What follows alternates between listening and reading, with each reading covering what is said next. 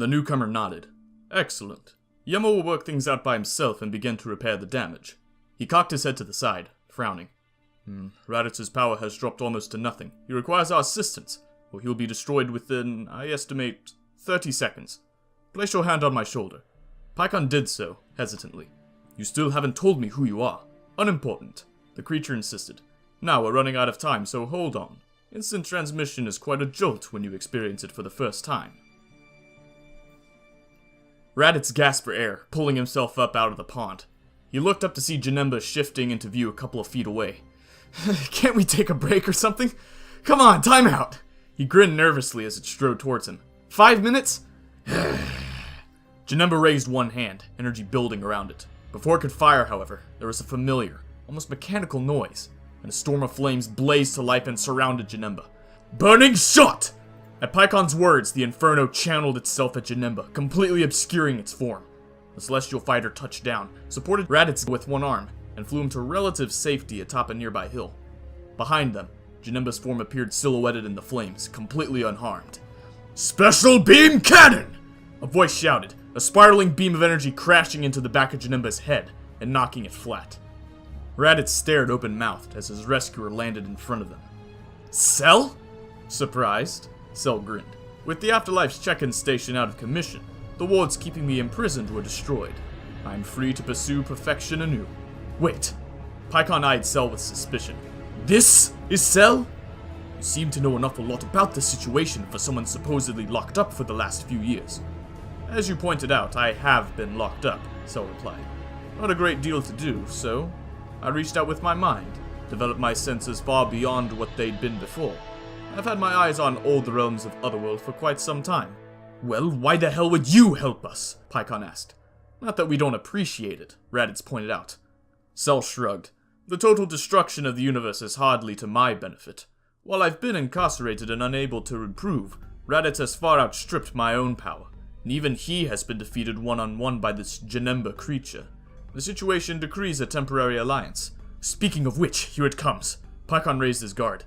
Damn, looks like our attacks didn't even leave a mark. Raditz nodded. Get used to that. I was faster than it, but nothing I did caused any lasting damage. Cell tensed up, gathering his energy. We're not going to win a straight fight. We need time to plan. Using instant transmission, he appeared with one hand on Janemba's arm, vanishing again. When he rematerialized next to them, he was alone, and staggering backwards from a bruise on his head. Where the hell did you take it? Raditz asked. Other side of hell, Cell explained. Didn't expect it to be so fast, it hit me before I escaped. I don't think it knows where it is, so we should have a couple of minutes to come up with something. Like what? Raditz! Another hissing noise, and Kaioshin appeared, Kibito at his side as ever. Gah! The pair jumped back, noticing the malevolent bio-android near them. Cell! Where did you— Don't waste your time, Raditz sighed. He's helping, for the moment. I'm also the most powerful fighter you have as of right now, so no backtalk, alright? Cell smiled, full of self-confidence. Kaioshin scowled. A situation I intend to rectify. Kibito. Kibito nodded, quickly pointing both palms at Raditz and channeling his healing magics. A warm glow passed from him to the Saiyan, and Raditz felt his energy restored in an instant. Oh. Whoa. He blinked, looking down at his body. Just like the Sensu's, it's quite a talent. Indeed. Supreme Kai's expression lightened. Now you're healed, you should be able to take care of the creature, yes? I don't know. Raditz scratched his head. Janemba's pretty tough. You saw what state it left me in last time, and I didn't even leave so much as a scratch on it. I'm pretty sure I could hit it with the head-on Kamehameha, and all it would do is tire me out even faster. I appreciate your help, but you might have just been prolonging the inevitable. What? Even with your new transformation? I'm afraid so. I've got nothing that could kill it outright anyway. Kaioshin paused. How about making a hole? Could you create an opening in its armor somehow? If you could do that, its unstable negative energy will no longer be contained. I'll be able to exploit this, and use a sealing spell to separate it from its power. You sound like you know about this Janemba thing. What is it? Where did it come from? The problem began with the negative energy machine, you see. I've been investigating, and it seems that it malfunctioned somehow. All the accumulated negative energy from the countless evil souls was released. It latched onto the nearest life form, a young ogre working maintenance nearby, transforming him into that creature. Janemba, did you say? A being of purest evil. Strange. I could have sworn I'd heard that name Janemba before. But where? And never mind. Focus. Back to the point. Can you break through its armor? Raditz considered this. Well, there is one thing I could try, I guess. What is it? Paikon asked urgently. Tell me there's some kind of secret technique you've been perfecting these last few years. As a matter of fact, there is. Raditz looked serious for once. But I haven't mastered it yet, and it's pretty energy intensive. I'm going to need some time to gather enough power, so everybody stand back. Better use it with Super Saiyan 3. No point going anything less than all out here. Still, I've never tried this in combination with level 3 before. Hope I can control it. Said an aged voice. Is this a bad time? The being that stood behind them looked for all the world like an elderly version of the Supreme Kai. A small gray mustache perched on his upper lip. What? Came the general response. It's just that I spent millions of years trapped in that sword. The man shrugged, indicating the broken Z-sword lying on the ground beside him. I'd like to thank you for letting me out. He paused. That's one large evil key way over there. Who are you? Kaioshin managed. Why, I'm you, he answered. 15 generations older, though. 15? There's a second Supreme Kai? Paikon wondered. Oh yes, you're probably wondering how I'm still alive. He paused. Everyone was silent, eagerly waiting for him to continue. Well, I'll tell you later, anyway. I think that enemy of yours is about to come back, and I don't really want to be around when it does. I assume you have a plan to deal with it. Of sorts, Raditz admitted. The Z-Sword was meant to provide ultimate power, Kaioshin said. How exactly do you construe that from there's a millennia-old Kai inside it? Excellent. Now, if you would. The old Kai stepped up to Kibito. You know instant movement, don't you? Single to the sacred world of the Kais, if you'd be so kind. Kibito gulped, complying. How did he know? They vanished, and Kibito shortly reappeared on his own. For that matter, what makes him so sure the creature's about to return? Janemba growled, confused. Where had the Bugman taken it? It wanted to finish the long-haired one. He'd heard it. It couldn't let that go. Then, familiar feeling, like a spike being driven into its mind. The ground shook. And, off in the distance, countless miles away, a light. Raditz had managed to successfully become a Super Saiyan 3 once more. It's not anger, this form, he reminded himself as he completed the exhausting transformation. It's focus. Perfect calm. Raging and violent on the outside, serene within. He set his jaw, summoning up all his energy and began to prepare his attack. Golden streams of power flowed through his body, illuminating his surroundings. The question now is whether I can call forth this much energy and still remain in Super Saiyan 3. Failure to do either could at best weaken the attack. At worst, it could severely damage my body. With the start, he noticed something. Guys? The others had seen it. Damn it! Cell growled, glaring at Janemba as it reformed near them.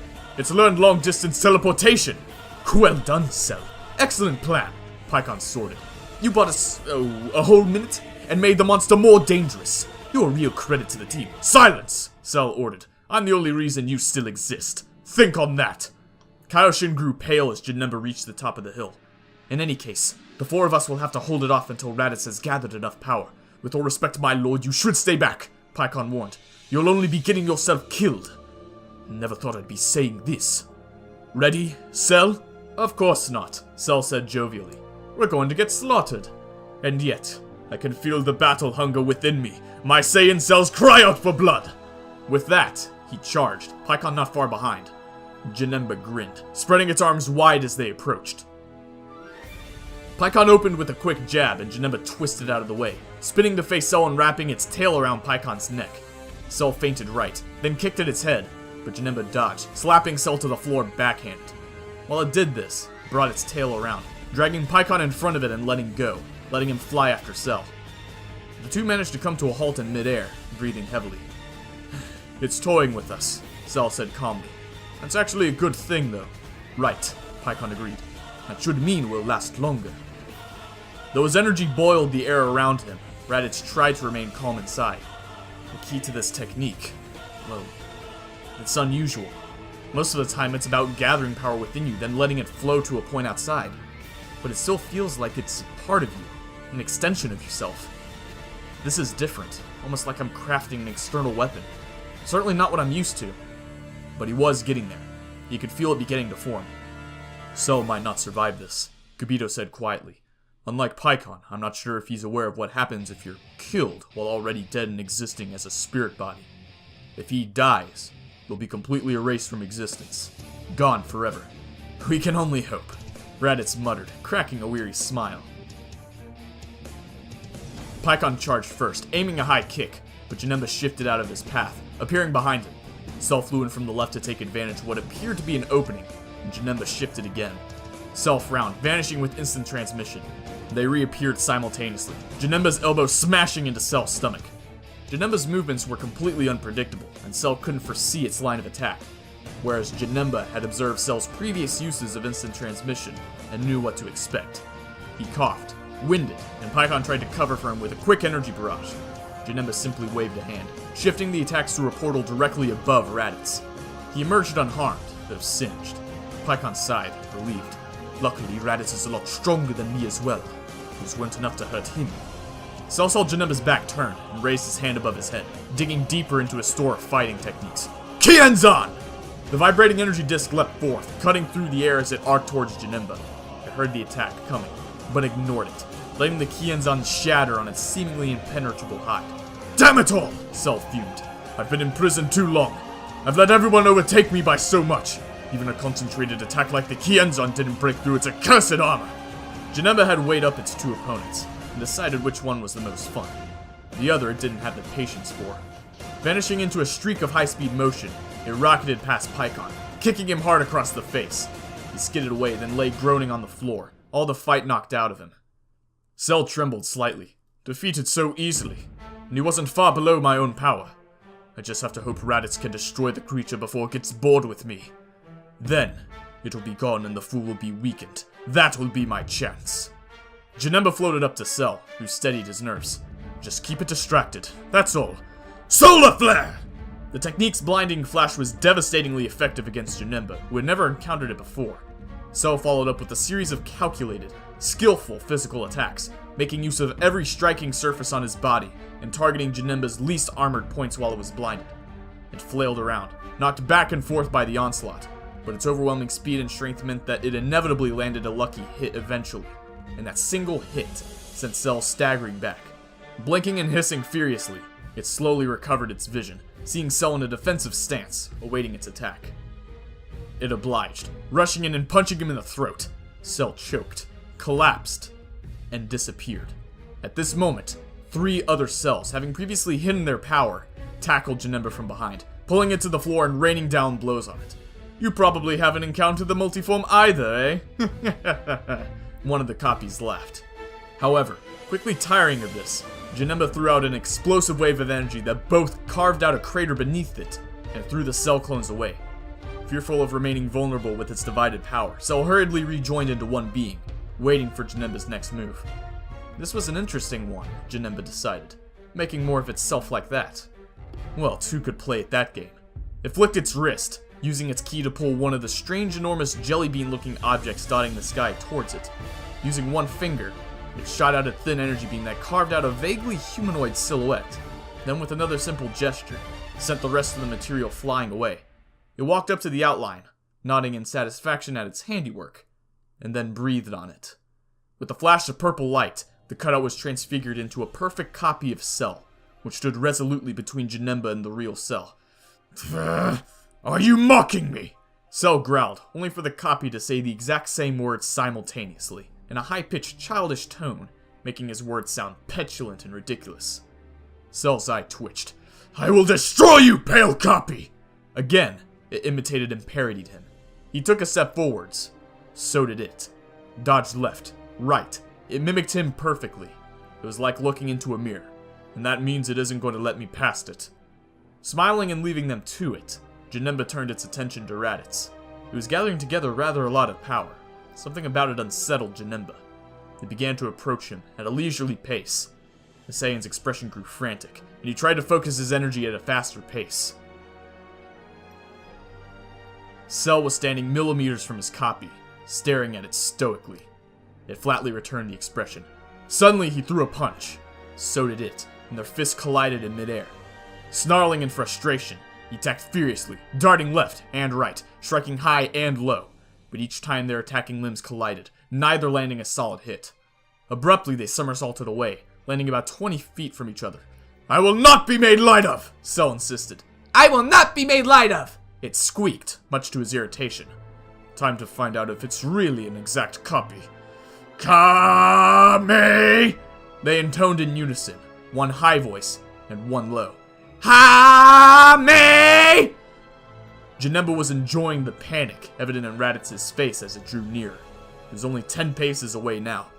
"I just needed a few more seconds," Raditz thought desperately. "I'm not going to get the chance to complete my attack at this rate. And if I'm forced to stop now, the energy will all go to waste, so fighting it again won't be fun." Cell frowned. "Why am I doing this? Putting all my energy into one wasteful attack in what is bound to be a futile struggle with this infernal clone. An internal desire to prove I am unique? Conviction that no copy could possibly match me, perhaps. Futile if noble thought processes. But the fact remains, I can't get past it to Janemba, since it mimics my every action." His eyes widened as a thought struck him. My every action. Janemba was close now. Raditz could count the ridges in its armor. Perhaps it would kill him. What else, after all, would make for a better final opponent than the literal embodiment of the universe's collective evil? It certainly looked like a mythical devil, even with its godlike new form it had bested him. Maybe it was simply invincible. It was inches away. Malice gleamed in its eyes. It flexed its clawed hands. Behind him, Kaioshin, the closest thing the universe seemed to have to a god, and his servant cringed back, struggling to even stand upright under the weight of its power, simply from standing so close to the monster. Such a shame, though. I never got to test out this technique. It only needed a second or two more. No sooner had this thought passed through his mind than Cell phased into existence with instant transmission, directly to Janemba's right. Simultaneously, Cell's clone appeared to its left. Both flung their hands forward into the Kamehameha position, Janemba between them. Ha! The creature had just enough time to realize that it had been outplayed. Its own creation turned against it by a clever use of the rules it had itself created, before twin key beams, blue and purple, engulfed it from either side. Raditz grinned. This gave him those precious final seconds. "Alright, I've got it! Yeah!" He forced more of his energy out of his body, letting it swirl in a vortex around him. Cell lowered his hands, falling to his knees, then dropping to the floor. "Damn you!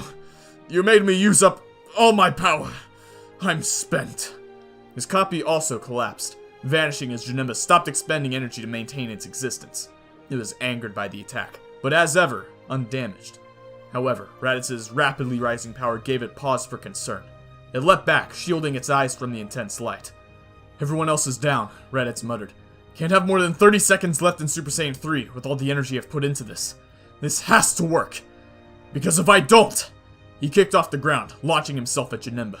"Who will?" Janemba flung out its aura, an animalistic intimidation and self-reassurance tactic. Raditz, however, plowed right through the energy field, drawing back his right arm. "Dragon!" Something seemed to explode next to his arm, igniting the volatile energy he'd filled the air around him with. The flames whirled around him, coalescing into a ragged spiral. "Fist!" With that, the flames were enveloped in a golden light, and something else emerged. Kaioshin looked on, wide-eyed. Is that? How did he? Kibito mumbled. High above, on the sacred world of the Kais, the old Kai was sent stumbling around, clutching his head. "What in the name of me?" The confusion was justified, for the fiery energy had been transformed into an enormous golden dragon, flares of light running up and down its body, its head flying along parallel to Raditz's fist. It collided open-mouthed with Janemba as Raditz flew past the dragon, biting down, huge fangs piercing straight through Janemba's armor plates. With a final bellow of effort as he fell to the ground, in the instant before he lost his Super Saiyan 3 form, Raditz detonated the energy stored in the dragon, letting it explode in a violent storm of light and heat. Janemba finally managed to think coherently enough to shift away, but in addition from the huge gaping bite wounds, it was now charred and burned all over its body. It howled in pain, beginning to limp towards Raditz's prone form. It was in bad shape, but none of its enemies were in a fit state to oppose it anymore. At least, it thought so. "Now!" The hiss of instantaneous movement. Janemba frowned, slowly beginning to turn. Kibito, having provided transportation, took a step back as the Supreme Kai raised his hands, summoning forth his magical prowess. Darkness that has overtaken thee, little one! Be gone! Janemba hissed, stumbling away. Thick black smoke began to rise from the open wounds left by Raditz's attack, the creature's very essence escaping it. The draining negative energy flocked towards Kaioshin. Snapping his fingers, he materialized a small glass container inscribed with runic symbols. Demon within and monster without! Away! He shuddered, pulling with all his mental might. There is no place for you in this world, Janemba! At his determined incantation, Janemba began to evaporate, rapidly shrinking as its outer form vaporized and rushed into the magically sealed container in Kaioshin's hand. As the last of the smoke was entrapped, he slammed the lid on it. He could have sworn he heard a mocking whisper in his ear. You say there is no place in this world for Janemba. You say these things without even knowing the meaning of the name. He shivered. What was that? He put it out of his mind. Later, there were more immediate concerns. Kibito, would you see to the wounded? I shall. Kibito nodded and walked off. Kaioshin, meanwhile, stepped over to the small figure who stood where Janemba had been. A young ogre worker wearing baggy clothes and large headphones. Sorry, man. I don't know what happened, he stuttered. Are you, important? Am I going to get fired? He wheeled around and fled as fast as his legs could carry him. Kaioshin blinked. Huh. No, he won't be punished, sir, King Yema was saying, alternating between frantically shuffling through and stamping the massive backlog of soul judgment paperwork, and talking to Kaioshin. It was just a clumsy accident. However, we will be reviewing the kind of system that lets a simple clumsy accident unleash hell upon the world of the living. You! He shouted to his personal assistant. I want whoever designed that negative energy machine in front of my desk. You got that? When? The assistant asked. Yesterday! Yema snapped before returning back to Kaioshin. Is there anything else, sir? The deity nodded. You've let Cell roam hell like the other evil souls? Yes, Yema replied. It would seem odd to make a special exception for him, seeing as there are so many other powerful villains in hell now. We simply don't collect enough negative energy, even if the machine hadn't been broken for the time being, to keep them all specially imprisoned. However, we hope that with Raditz having reached such levels of power, not to mention some of his living comrades, we can return to the previous balance. There's no threat of Hell's occupants running riot when there are heroic warriors capable of easily defeating them readily available. That does seem to be the case, Kaioshin agreed. That'll be all, Yema. Carry on. Raditz breathed in the heavenly air, sweet and refreshing after the cloying heat of hell. Seems like everything's working again. The villains in the living realm are being drawn back into hell. Still, today proves that I'm not invincible, even as a Super Saiyan 3. There's still room for improvement. He took off, soaring up into the clouds. First thing is working on that damned energy drain. It's going to get me killed someday. He paused, eyeing the halo floating above his head. Well, figure of speech. And that's it for Chapter 70. Stay tuned for Chapter 71 in just a few seconds, where we conclude Fusion Reborn and the Countdown Saga. Stay tuned.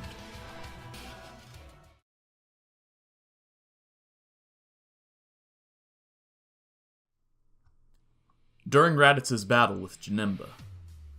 Ah, Kuriza. Frieza smiled maliciously. The prodigal son returns. Interesting choice of words, Kuriza replied, sounding amused. I suppose you could call me a prodigy. Don't play games with me. You seem awfully friendly with that Saiyan, King Cold pointed out. Don't tell me you're working with them. You didn't even seem to be in charge. Did you take a blow to the head? Kuriza laughed internally, thinking of Goku. Funny you should say that. I assure you, Grandfather, I'm very much myself. Better than ever, in fact. It's been refreshing being free from your influence. Cooler landed behind him, and subject to a whole new set of influences. Have they subjugated you? There's something missing in your eyes, Frieza noticed. There's no killing instinct. I had it by your age. We'll have to do something about that. You can try, Kuriza said, speaking more directly. But I have no interest in your ideals, or lack thereof. Frieza's nose wrinkled slightly in irritation. Have you really gone soft on us, son? Believing such lies? You should know there's no such thing as truly honorable ideals when you start to believe in artificial concepts. What would your mother say? Frankly, I don't care. Kuriza replied, turning and walking up to his father, stopping inches away and fixing the taller frost demon with a glare. She's better off without you, I'm sure, as is the universe. Kuriza had to resist the urge to flinch, despite his height advantage. Why? He wondered. Kuriza's never been intimidating, but now... It seems to be something about him. I can't quite place it. He made an effort to conceal his unease, keeping an arrogant smile on his lips. Oh, I see. Cooler cut in. Shall we give you two some time alone? It looks like your expert parenting hasn't done much for the kid. What would you know of it? Frieza growled. Need I bring up your pathetic attempts to acquire— You wouldn't! Cooler hissed, baring his teeth, his tail involuntarily lashing behind him. Boys! Cold shouted. Calm down! Silence fell, and he breathed out slowly. There. Now, Kuriza, let's be reasonable. Violence within a family is a terrible business. Who said anything about violence? Kuriza glanced over his shoulder at Cold, tail sweeping slowly back and forth along the ground. I did. Cold admitted, smiling disarmingly. But let's all do our best to avoid it. Come with us. Leave this worthless planet. There are, after all, millions like it. The fragments of our empire are still out there, doubtless. We can reforge it. You can rule at my side, like my sons. And when you come of age... I'm getting ahead of myself. He paused as he saw the defiance in Kuriza's eyes. Or, he continued, eyes darkening, you can be a fool and cling to the losing side. To be blunt, this family can produce another heir easily enough. What, you plan on murdering me if I don't side with you? Your own blood? Kuriza asked. Cooler frowned. Of course. If you're not of use to us, you could be an inconvenience later on. Better to nip a potential thread in the bud, eh? Didn't Frieza teach you anything? He shot a sidelong look of contempt at his younger brother. Perhaps not kill him outright, for now, Frieza thought. He is my only child. Hopefully he'll grow out of this rebellious phase. Nothing worth remembering. Kuriza responded to his uncle's jab. He flexed his arms, rolling his head from side to side. I'm still stuck on the part where you think you can kill me. I haven't been idle while you've been dead, and there are some pretty amazing fighters to learn from on this planet. I'm sorry. Are you suggesting one of us should fight you? Cold laughed. No. Kuriza grinned. All of you. Come at me. Frieza's eye twitched. Insolent little...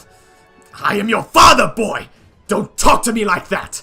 He swung his arm around to slap Kuriza's face backhanded, and was shocked to find the child gripping his hand before he could make contact. You always hit so hard, Kuriza said quietly, head down, sadness in his eyes. Frieza struggled wordlessly, trying to pull himself free, but to no avail. Kuriza's grasp slowly tightened, crushing Frieza's fingers. The older Frost Demon suppressed a yelp, firing a pair of ki blasts from his eyes. They glanced off an invisible barrier around Kuriza's body, as the younger fighter raised his head slowly. I'm not too small to hit back anymore. His tone was now ice cold.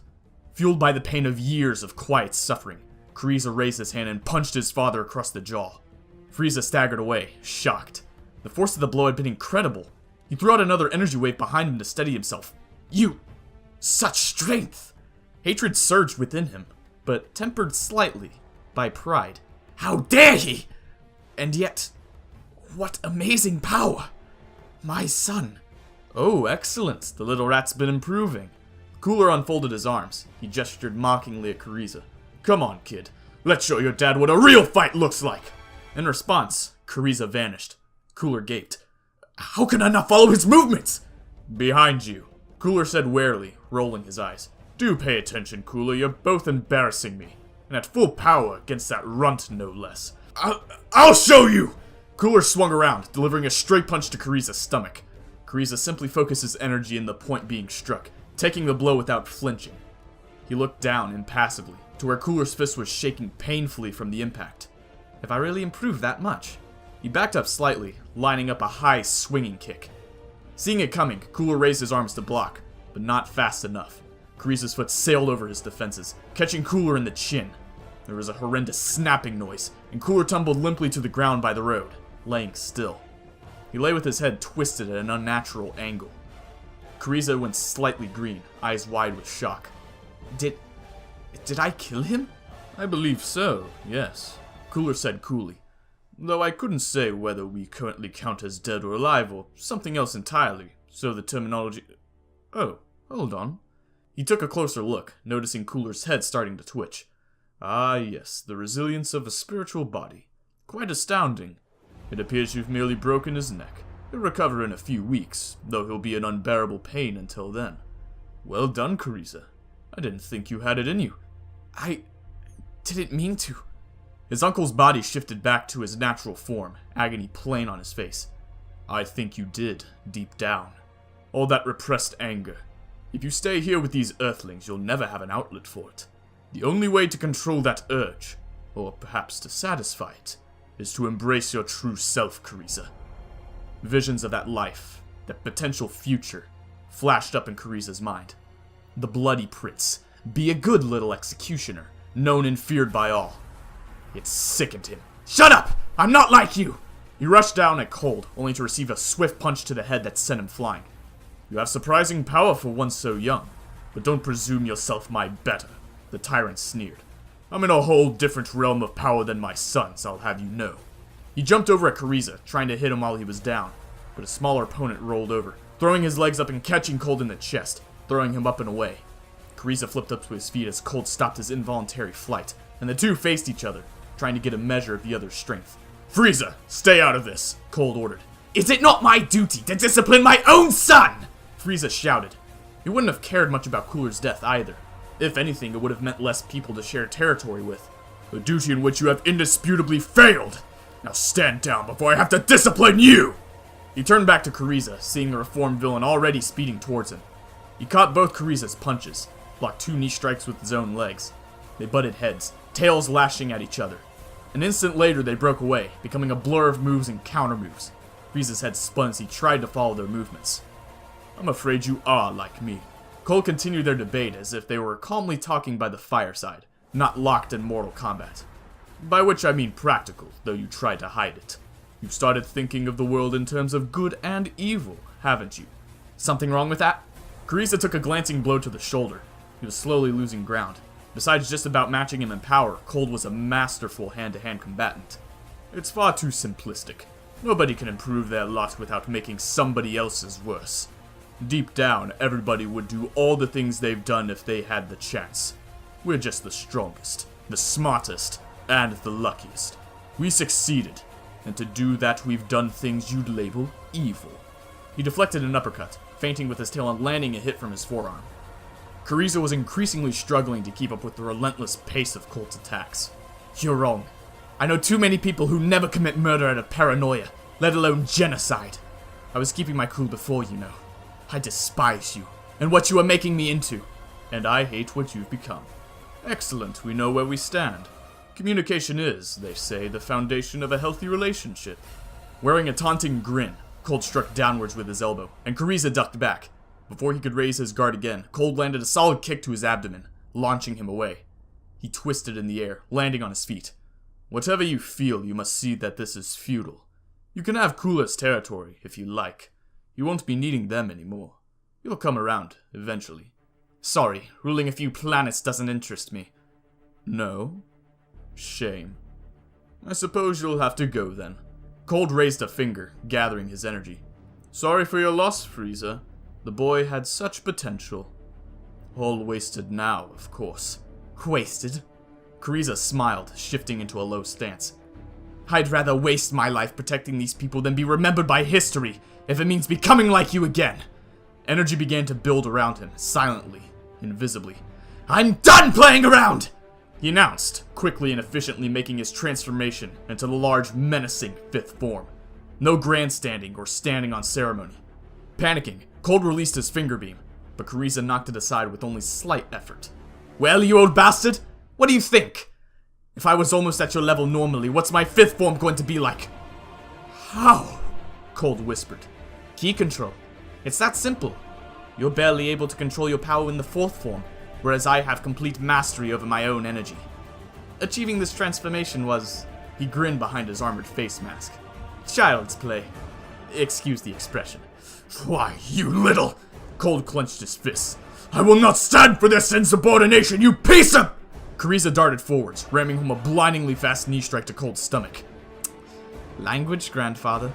They seemed frozen there for a second, faces inches apart, glaring sideways at each other. Losing your cool already? Maybe you know it's hopeless. Snarling wordlessly, Cold swung his arm around, and Kuriza leaned slightly to the side to divert the blow away from his face, instead letting it glance harmlessly off his armor-plated shoulder. His eyes narrowed, and he began to take slow steps forwards, forcing Cold, who was barely taller than him now, to retreat away from him. Kuriza's voice became serious again. "That's enough, you scum of the universe!"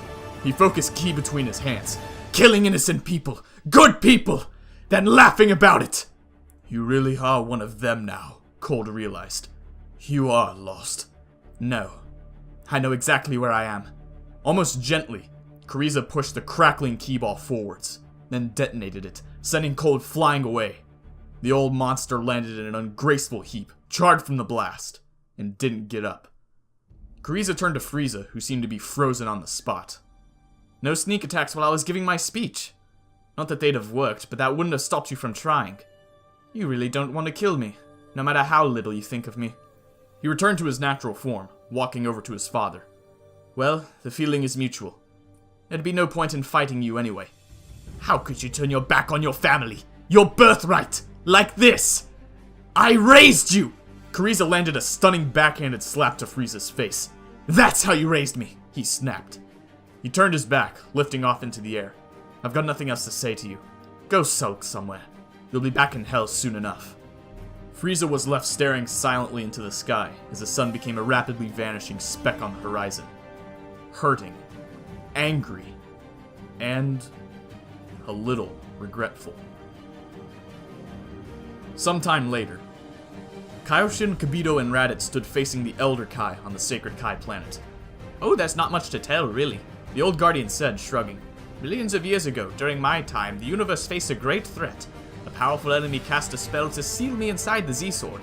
I don't know what happened after that, how they were defeated, or anything between then and my release." "Did you actually try to use it in battle?" Raditz nodded sheepishly. "Yeah, well, it did make a useful weapon, and its weight was helpful for training." The old Kai rolled his eyes. "Idiot. Though at least you managed to break it, unlike my descendant here." He turned to the current Kaioshin. "Speaking of which, I'm disappointed that 15 generations of my peers couldn't figure out how to break the sword." Raditz burst out laughing. "They couldn't even pull the thing out of its stone, let alone break it." Kaioshin sighed. "I'm afraid that's true. It was this man here who finally removed the sword from its resting place." Old Kai shook his head in disbelief. "What is the world coming to? A mortal having to do a Supreme Kai's job!"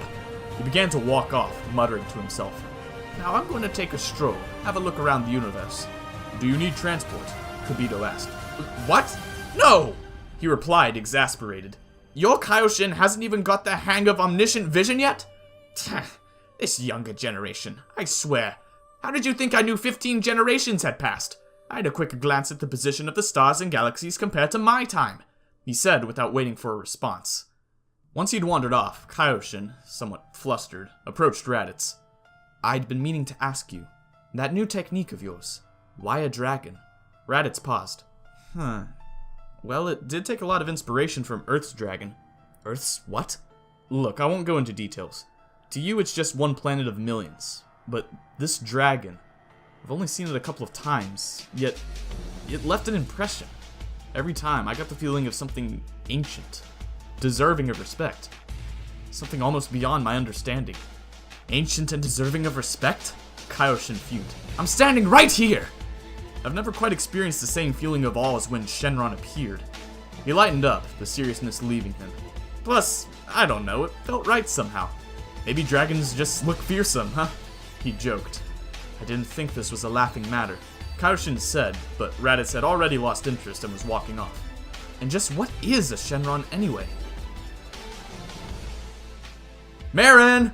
Krillin called, peering into the kitchen. "Marin? Where'd you get to?" "That kid, come on, where is there to get lost on this little island?" "Here you go." Krillin turned on hearing the voice, seeing 18 walking down the stairs towards him, a small girl held in her arms. Their daughter of 2 years, Marin. "She was under your bed." "Well, aren't you the little explorer?" Krillin laughed, letting 18 hand Marin over to him. "Seriously, though," 18 said, "you need to keep better track of her. After... Huh?" An electric rushing noise from outside interrupted her. "What was that?" "I don't know." Krillin felt uneasy.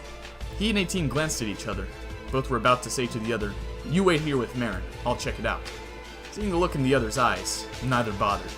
As a compromise, 18 went first, Krillin just behind, holding Marin close. You see it? There. 18 cautiously approached the large metallic object. Wait, this is a time machine! Krillin finished, running up to it. Just like the one you got here in. He paused. Nobody appeared to be inside. Do you know what this means? 18 nodded. It means they won. They beat those androids in the future. They're still alive. And they sent this so I can go back. She saw a worried look across Krillin's face. Well, I didn't say I would. Give me a minute. She opened the cockpit. As it had appeared, there was no occupant. I guess they built this one with a remote control feature. Why do you think they waited this long to send it, though? Krillin wondered. You spent so long not knowing if they were even alive. I don't know. 18 hopped up into the machine. Maybe they wanted you to experience life back here for a while. If they'd sent it back to immediately after you got here, you'd have gone without hesitation, right? Yes, I think so.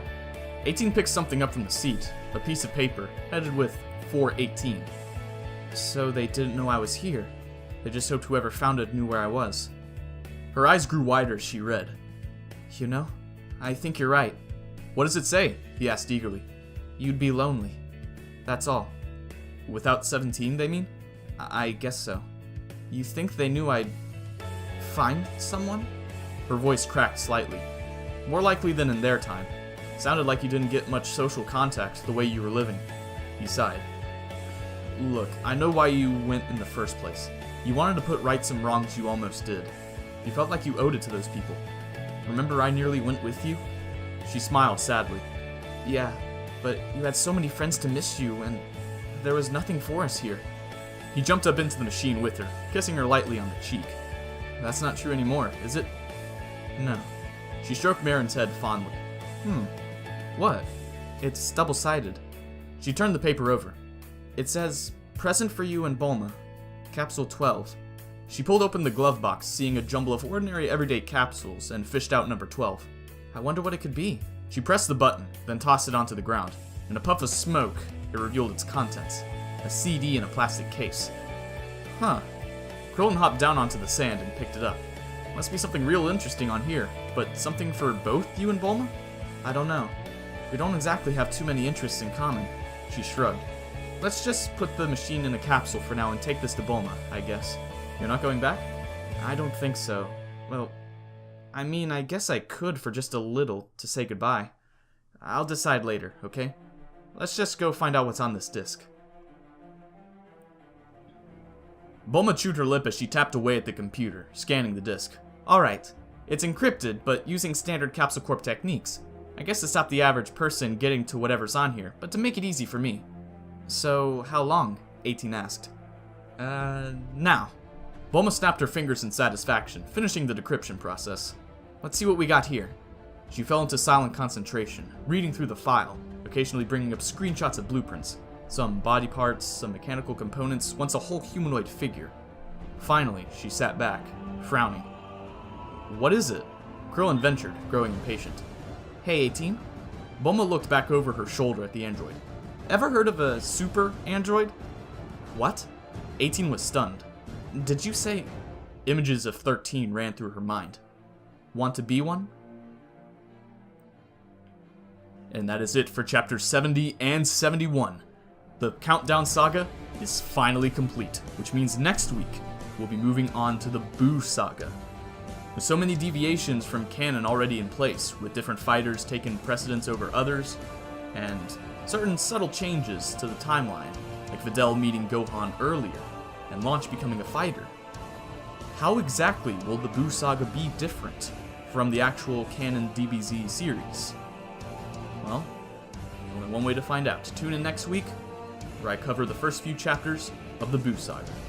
Anyway, that's all for this video. Don't forget to like, favorite, comment, and subscribe. Tell your friends. Follow me on Twitter to keep up to date with the show. And as always, I'll see you in the next video. Stay safe. Ginger Powers, signing off.